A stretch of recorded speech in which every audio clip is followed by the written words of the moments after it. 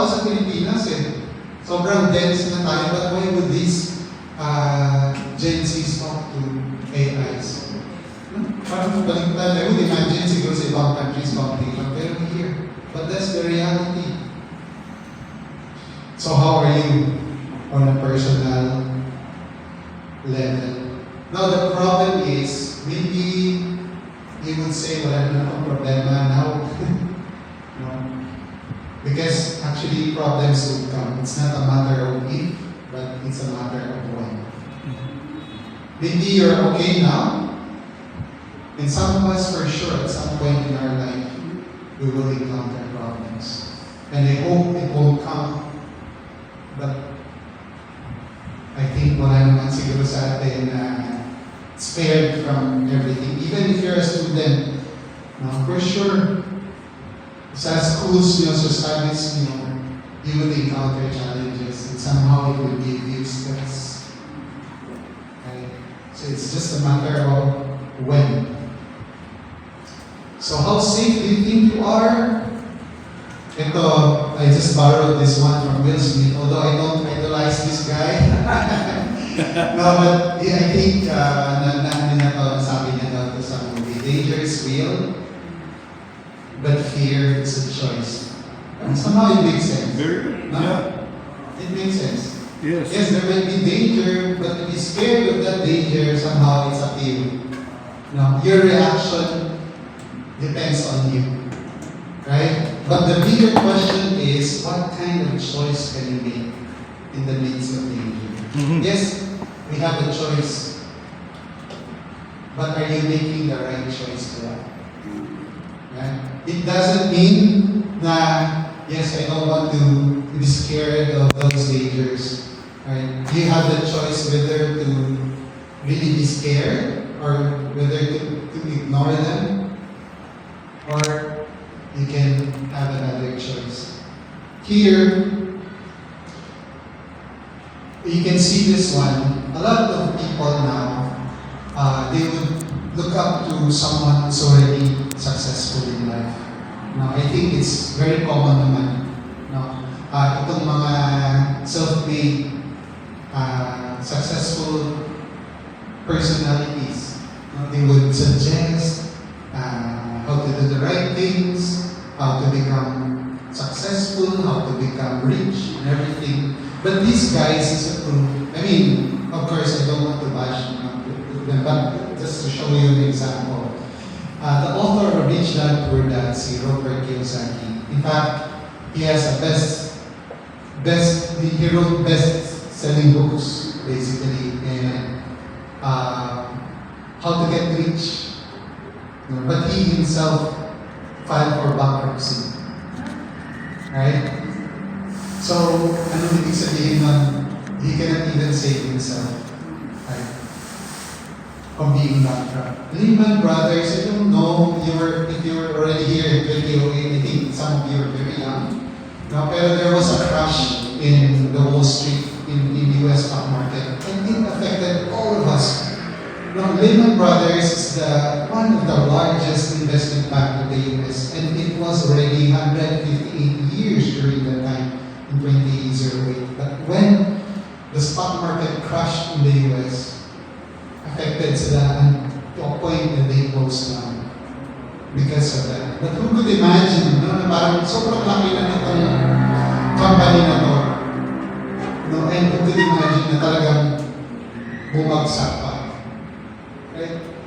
And now, I just put in here, kasi before the war, they mentioned that it would only take 3 days to beat Ukraine.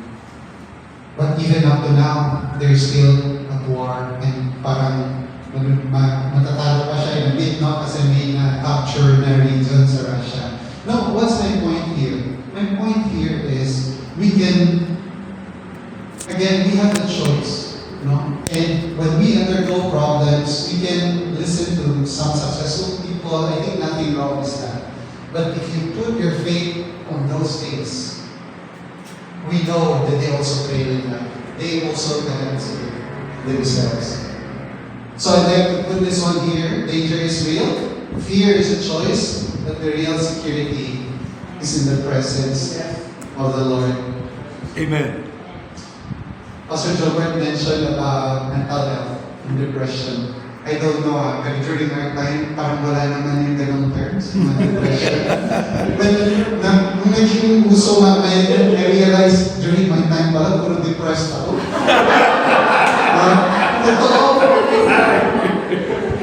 When I was studying, there's so many problems in the family, you know. During the younger years, no, broken yung family ko, and my dad had other families also.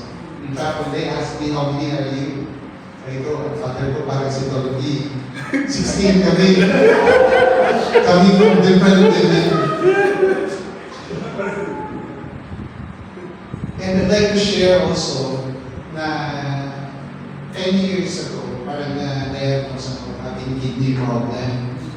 And that was my lowest moment.